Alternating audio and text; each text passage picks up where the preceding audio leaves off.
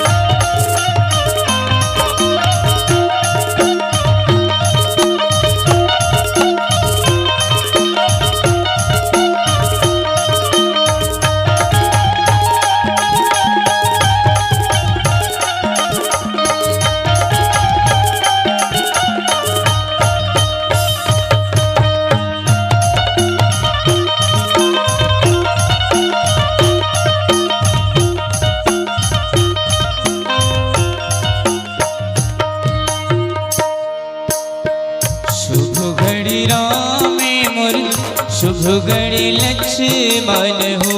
ललना शुभ घड़ी भरत भुवाले सोहर पद गावत हो। ललना शुभ घड़ी भरत भुवाले सोहर पद गावत हो। ओ ललना विघ्न हरन गणरा सोहर पद गावत बोला सोहर पद गावत बोला।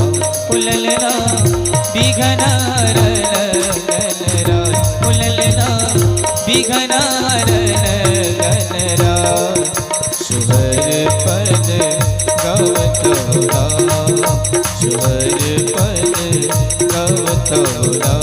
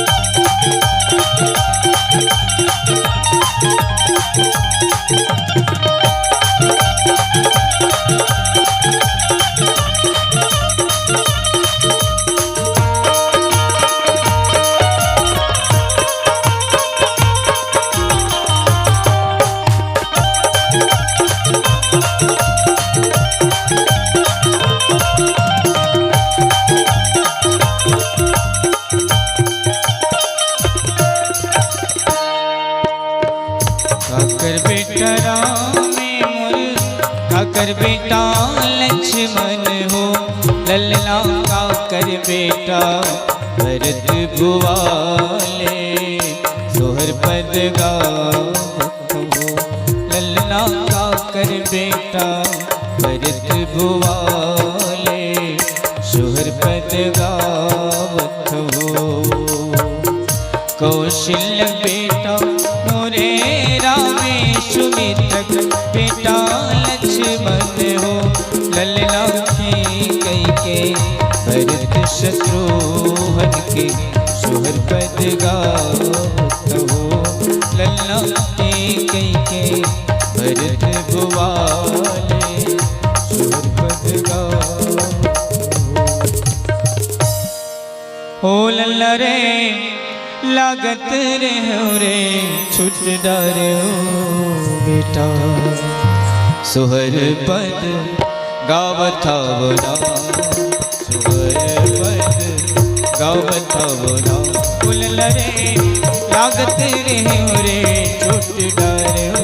बेटा सुहर पद गावथव रे सुहर पद गावथव रे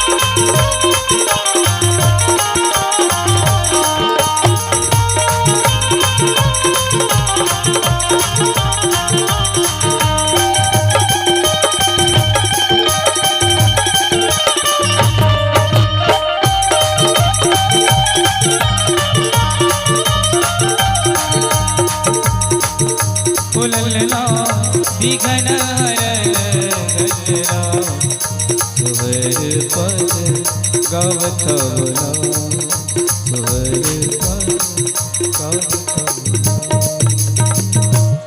लखन श्री रामचंद्र शंकर